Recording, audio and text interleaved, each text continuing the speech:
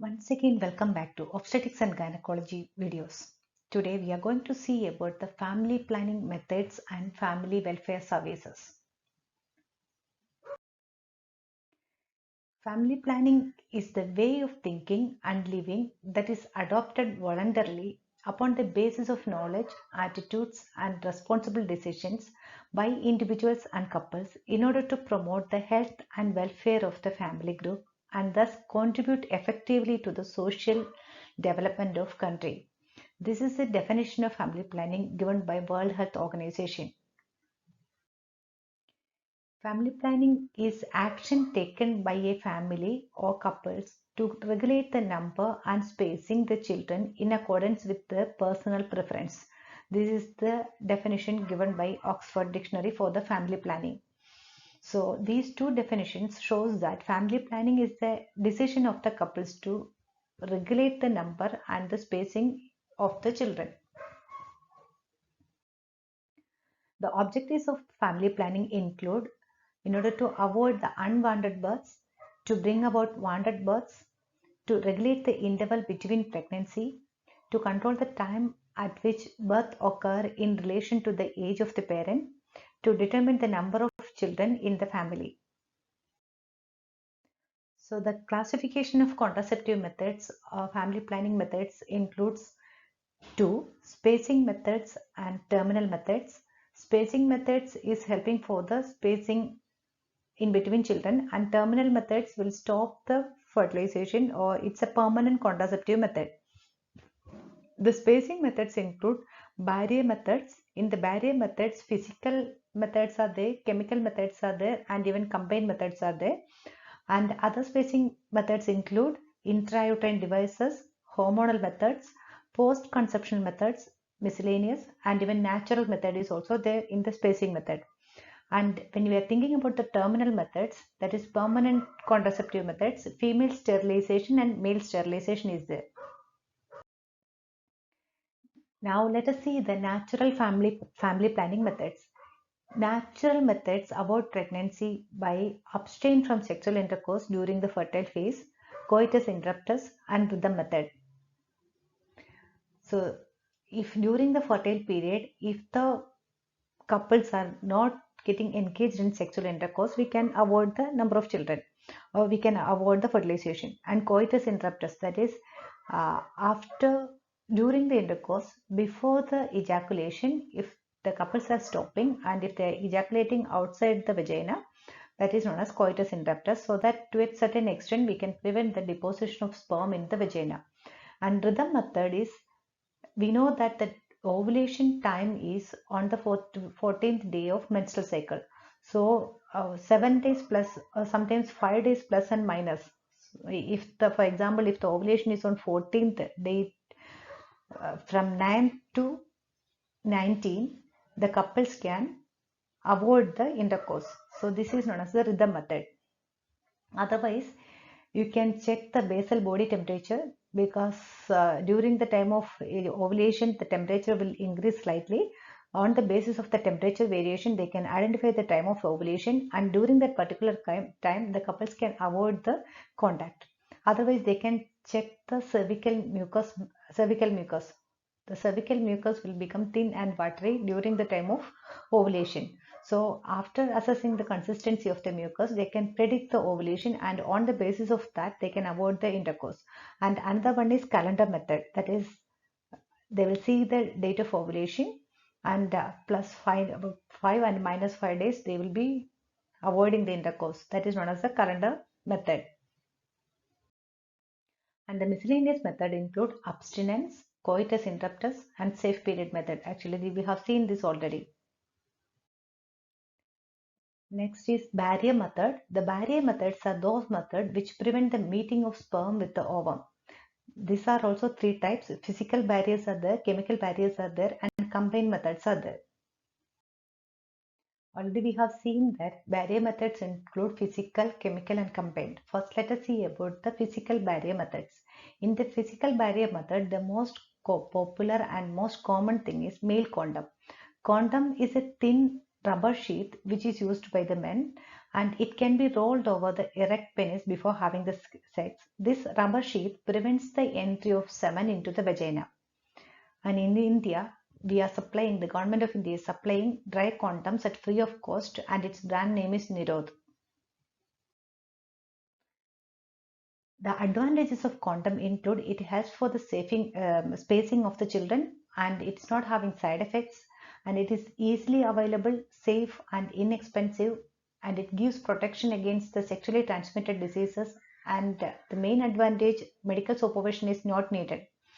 And the disadvantages of the condom include there is a chance for slipping off and tear of the condom during the intercourse, and if that happens, there's a chance for deposition of semen in the vagina, and that may lead to the failure. And another one, in rare cases, sometimes the couples may be having allergy towards rubber. Next one is diaphragm. That is for the females. They can keep it in the vagina in front of the cervix. So this will act as a barrier and it prevents the deposition of sperm in the vagina. It's a dome shaped or it's a cap-like structure. It's made up of soft synthetic rubber or plastic, and it's having a flexible rim around the edge, and this is otherwise known as douche cap. And this we can keep insert into the vagina, and it will remain over there because of the tension of the spring and because of the support of the muscles. The muscles of the vagina and the spring of this diaphragm will help for maintaining the position over there. And the advantages include some of the diaphragms are having the chemical methods, that is spermicidal agents also will be there over the diaphragm. So it gives it destroys the sperm, that is it is effective with spermicidal, and the failure rate is low, and it prevents, as like condom, this also will prevent the sexually transmitted diseases, and this is not having other risk factors, and contraindications are also not there. But the disadvantage, initially for the placement, it needs assistance of the health personnel, and it needs periodical checkup, and it needs privacy in order to keep this diaphragm in place, and it requires facilities for the storage. Next one is vaginal sponge. These are soft disposable foam sponge made up of polyurethane, and it's round shaped with a dispersion at the center of upper space to fit with the cervix. So this we will be introducing into the inserting into the vagina, and this will just get fixed over the, or it will cover the cervix. And this will be saturated with the spermicide. The spermicide nonoxynol 9 will be there over the, it will be there in this sponge. See this attached nylon rope for removal. This is having a nylon rope on one side, and it helps for the removal of this sponge. And once if it is moistened, and squeeze gently and remove excess water and insert it into the vagina in order to cover the cervix, and this will act for 24 hours, and we are supposed to remove it, and we have to dispose it after 24 hours, but after the last intercourse we are supposed to keep it over there for the 6 hours. The disadvantages or drawbacks of this sponge includes sometimes this may get broken, and once if it has broken, it will be difficult for you to remove it, and in that case the pregnancy rate also will be more, and chance for toxic shock syndrome is there, and some people may be allergic to this. In that case they will get the allergic reactions, and this will produce dryness and soreness of the vagina, and this may damage the vaginal epithelium, and the chance for getting HIV transmission is more, since it is damaging the epithelium. This picture shows the vaginal sponges. And chemical barrier methods, you can use the foam tablets, or you can use the jelly or paste which contains spermicides or the drug chemicals which are destroying the sperm, or you can use the suppositories, you can insert it into the vagina, or you can use the soluble films. All these things will be having spermicidal agents, or the drugs or the chemicals which are destroying the sperm will be there. The advantages, these are cheap and effective, and this will get melted at room temperature, at body temperature, and manual insertion high in the vagina 10 to 15 minutes before the intercourse. That is, you can just insert it into the vagina 10 to 15 minutes before the intercourse, and this will give you protection against the pregnancy. And it is available in all health centers, and it is easy to administer, and this give additional lubrication for the vagina. And the demerits include: this must be inserted deep down where sperm is likely to reach. So when you are inserting it, we have to insert it deep into the vagina. That is difficult, and we are supposed to apply it before each time of intercourse, and it may produce irritation and burning for some people. So far we have seen the main barrier methods. Now we are moving to the intrauterine devices. These devices we are inserting into the uterine cavity, and this will act as a foreign body, and it prevents the entry of sperm, and mainly it is acting in such a way that it will prevent the implantation of the fertilized ovum inside the uterine cavity. This foreign body will produce irritation, and it prevents the implantation of the fertilized ovum. And three types of intrauterine devices we are using nowadays: first generation, second generation, and third generation intrauterine devices. So these intrauterine devices, again, it is classified into non-medicated and medicated. So these non-medicated are first generation intrauterine devices, example Lippus loop, and medicated include second and third generation. The second generation example is copper T or copper intrauterine devices, and third generation intrauterine devices are hormonal intrauterine devices. Now let us see the first generation IUDs.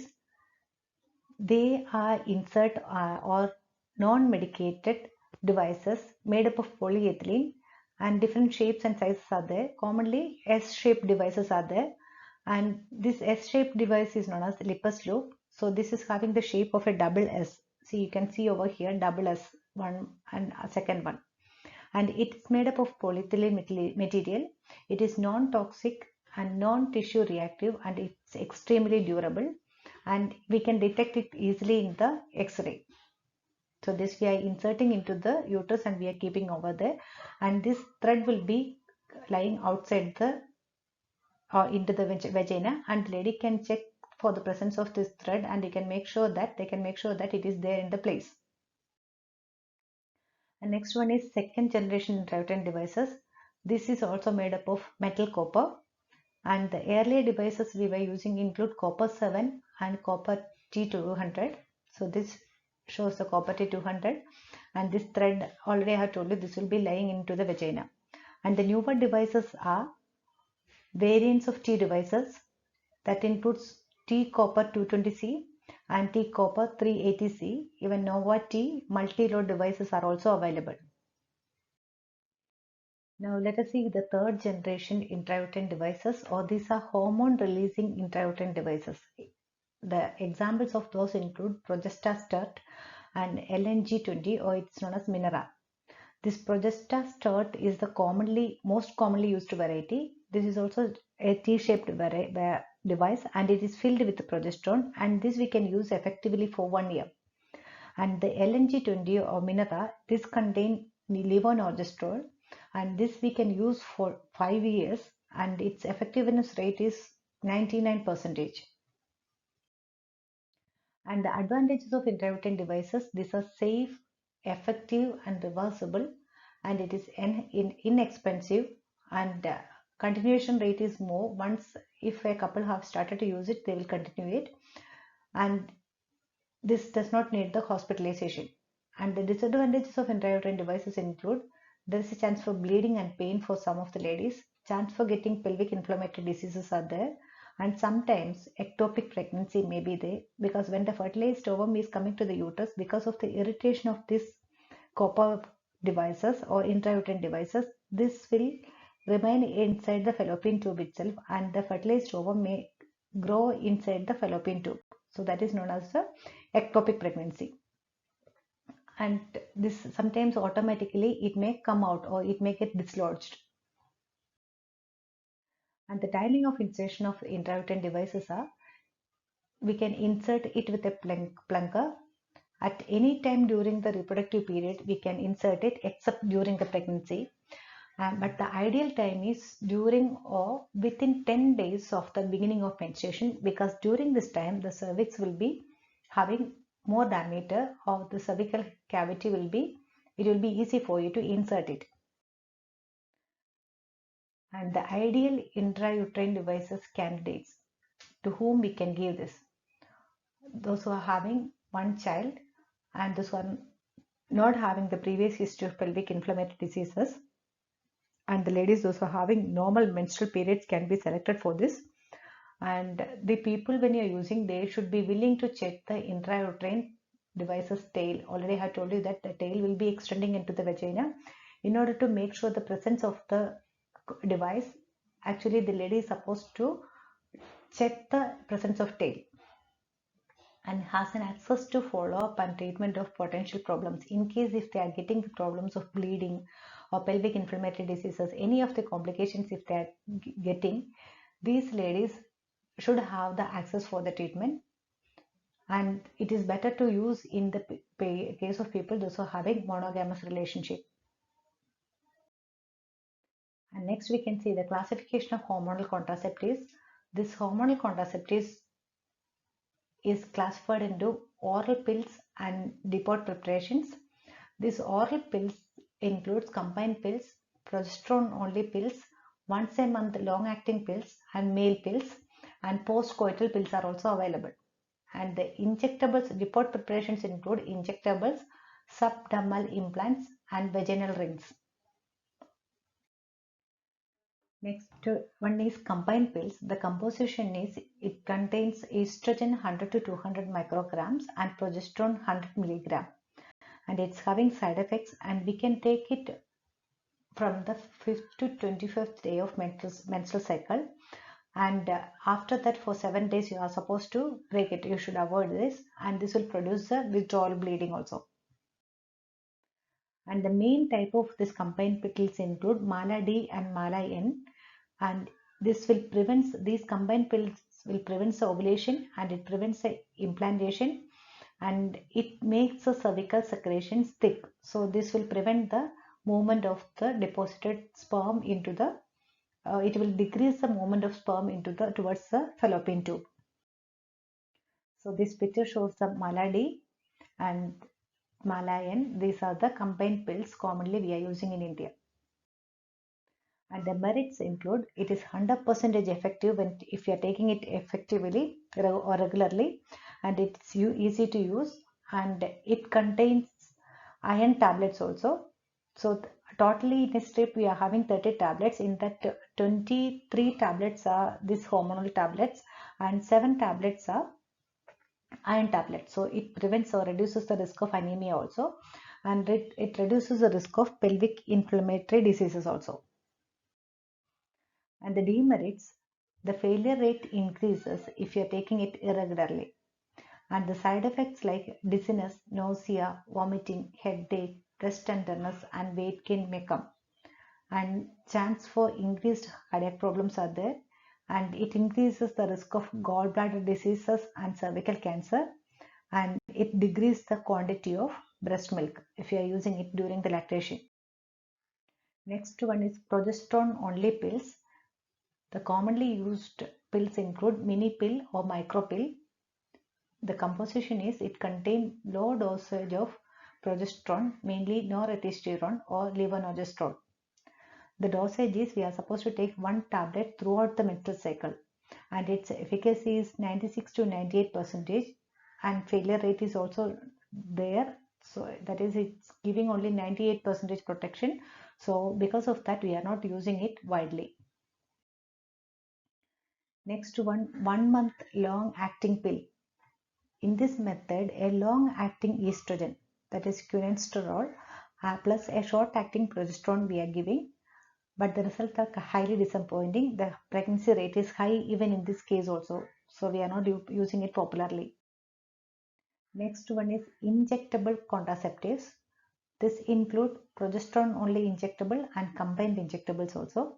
The progesterone only injectables include DMPA, that is dipot metroxyprogesterone acetate, Netin, that is norethistierone enanthate, and DMPA-SC. These are the common preparations we are using.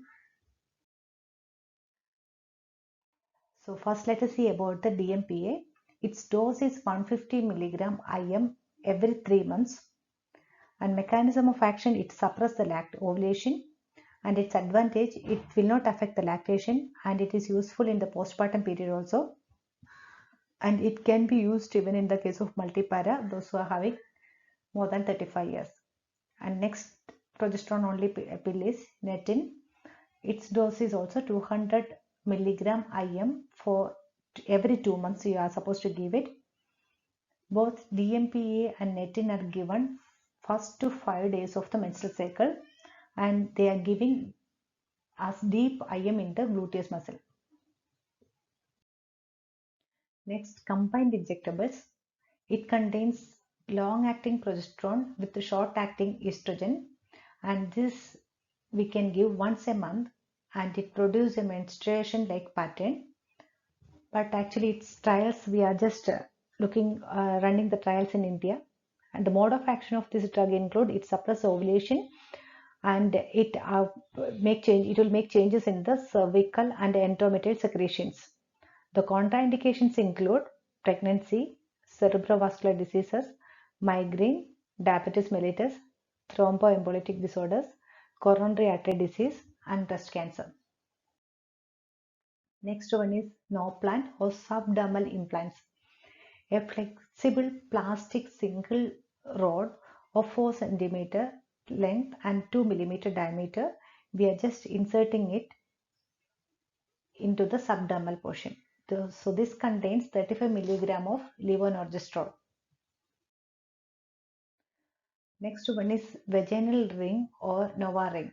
This contains small amount of estrogen, and you can use it for 3 weeks with a withdrawal break. It inhibits ovulation, and the cycle control is also good in the case of this vaginal ring, and it is non-latex, so it is safe, and we can implant it intravaginally.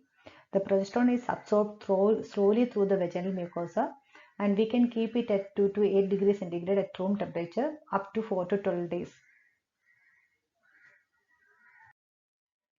Next one is post-conceptional methods. So after the conception, after the implant fertilization, what we can do? We can go for the menstrual regulation, menstrual induction, oral abortifacient, or abortion. These are the methods we can use after the fertilization in order to stop or in order to discontinue the pregnancy. For discontinuing the pregnancy, the first method what we can use is menstrual regulation. So in this case, what we are doing means we are just aspirating the uterine contents within 6 to 14 days of menstrual period. That is in case if you are suspecting the pregnancy, or if you are confirming the pregnancy, within 6 to 14 days you are just aspirating the contents of the uterus. It's having complications. The earlier complications include bleeding, uterine perforation, and trauma. And the late complications include there is a tendency for abortion, and later there is a chance for premature birth, infertility, menstrual disorders, ectopic pregnancy, and chance for RH isoimmunization is also there in case if the first aborted baby is having the opposite RH factor. Next one is menstrual induction. So this based on disturbing the normal progesterone prostaglandin balance by intrauterine application of 1.5 milligram solution or 2.5 to 5 milligram pellet of prostaglandin. That is, we know that during the normal pregnancy, the progesterone level will be high, and this will help for the maintenance of the pregnancy. And the prostaglandin is a drug which is producing uterine contraction. So here we will be giving prostaglandin. So the level of prostaglandin in the body will be increasing, and this will produce a uterine contraction. This causes sustained uterine contractions for 7 minutes, and after that it will produce a dilatation and of the cervix also within 3 to 4 hours, and the bleeding starts and continues for 7 to 8 days. So within 7 to 8 days the process will get completed, the bleeding will come, and the baby will get aborted. Next one is oral abortifacient. In this case, you can give the oral tablets which contains mifepristone and misoprostol 95%. This is also successful in terminating the pregnancies up to 9th week. Next one is abortion, that is termination of pregnancy before the fetus become viable. And the Medical Termination of Pregnancy Act came into India in the year of 1971. The conditions under which abortion can be done in the case of medical, hygienic, humanitarian, socioeconomic, and even in the case of failure of contraceptive devices. And who can perform abortion? If the pregnancy is less than 12 weeks, one registered medical practitioner who is having experience in obstetrics and gynecology can perform the abortion. And if the pregnancy is about 12 weeks, that is between up to 20th week, two practitioners' opinion should be taken. And where we can do this abortion? It should be a place approved by the chief medical officer of the district or district medical officer. And the drawbacks are irregular cycles are difficult to predict. In case if the lady is having irregular cycles, it may not be possible for you to predict the pregnancy, and sometimes the pregnancy may get extended beyond 20th week. And if the pregnancy is getting extended beyond 20th week, we are not supposed to go for the abortion. It is illegal. And only for educated and responsible couples, and in the case of programmed sex. And the complications include embryonic abnormalities and ectopic pregnancy. Next is the terminal methods or permanent methods. This include male sterilization and female sterilization. For the male sterilization, we can use either vasectomy or non-scalpel vasocclusion.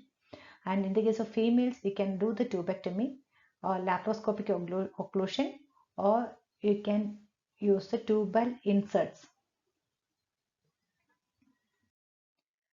First terminal method is vasectomy, that is male sterilization, and it's a simple and minor operation. This will take only 15 to 20 minutes. In this case, we are making a small opening or small cut on both sides of the scrotum. Then a small portion of the vas difference will cut up to 1 centimeter, and we will both sides we will ligate and we will fold it back and we will suture it. In this case, the sperms will be producing inside the male body, but it will not get ejaculated. The merits include this is permanent and cheaper than tubal ligation, and it is 100% effective. The demerits are it requires surgery and it is not effective immediately because already some of the sperm will be there in the vas difference. So for 1 month after the vasectomy, you are supposed to take the precautions, and it's not reversible. And the complications include, due to the operation, sometimes minor problems may come, that is stands for sperm granule production is there, spontaneous recanalization, automatically these two ends may get recanalized, sometimes autoimmune responses will develop, and the main problem is psychological responses. The males may feel as like their it is affecting their body, or sometimes they are not able to produce the offsprings, they are having impotency. Such psychological feelings the males may get. These are the complications. Next one is tubectomy. We are identifying the fallopian tubes and we are tying it, and we are cutting it apart and we are just tying it. These both ends we are tying. See this picture, you can see on both sides we are supposed to do it. It is done by resecting a small part of fallopian tube and ligate the sected ends. The closing of the tubes can be done by using other methods like closing the tube with bands, clips, or electrocautery. The surgery we are doing through the abdominal or vaginal approach, and commonly we are using the abdominal laparoscopy. And usually we are doing it after the delivery or after the abortion. Next one is post-coital contraceptive, that is, or it's otherwise known as emergency contraception. And it's a method which can be used after the intercourse and before the potential time of implantation. And actually prescription is not needed for the woman those who are having a 17 years, and this can be used within 72 hours of unprotected intercourse and should be taken for 5 days after the coitus. Within 72 hours of unprotected intercourse, if you are taking it, it will prevent the pregnancy, and only the thing you are supposed to take it for 5 days. The mechanism of action is hypermotility of the fallopian tube and hypermotility of the uterus. So the implantation and fertilization also sometimes will not occur. And the disadvantages are, in some cases, it will produce nausea and vomiting, and the next cycle may start little earlier, and it will not give protection against sexually transmitted infections and other infections. Only the thing, it will just prevent the pregnancy, that's all. Next, we are going to see about the family welfare services. Family welfare includes not only the planning of birth, but the welfare of the whole family by means of total family health care. So family welfare services means it's not only the spacing and planning of the children, it includes the total welfare of the family. And the aims and objectives of family welfare programs include to promote the adoption of small family size norms on the basis of voluntary acceptance, to promote the use of spacing methods, to ensure adequate supply of contraceptives to all eligible couples within easy reach, to arrange for clinical and surgical services so as to achieve the set targets. Participation of voluntary organizations, local leaders, and local self-government in family welfare program at various levels, using the means of mass communication and interpersonal to overcome the social and cultural hindrance in adopting the program of or extensive use of public health education for family planning. So these were the objectives. Next, we can see the impact of family planning services. Awareness of one or more methods of contraception is we are giving at increase in contraception use over the years. Recently, the use of contraception is increasing in India, and it increases the use of condoms, and it increases the knowledge about the female sterilization, and it increases the knowledge about contraceptive pills, and fertility rate become low among educated women, and it brings the fertility uh, rate low among the higher income groups. And role of community health nurse in family welfare services include survey work. First, they should collect the demographic facts, and they should collect the number of pregnant women, eligible couples, infants, and children below the age of school going. So all these statistics they have to collect from the survey. And next one is education, function, and motivation. Explain the importance and necessity of family planning to the mass or to the public. Use various techniques for teaching and communication to propagate the message of family planning to the common man. Motivate the eligible couple to use the contraceptive methods. Motivating the people for permanent contraception.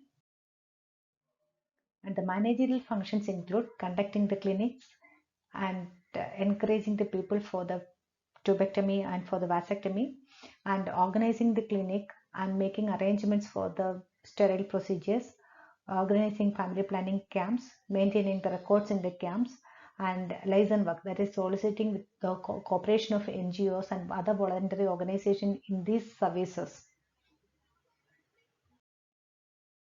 So far we have seen the methods of family planning and the family welfare services. Thank you for watching this video. See you soon with a new video. Bye.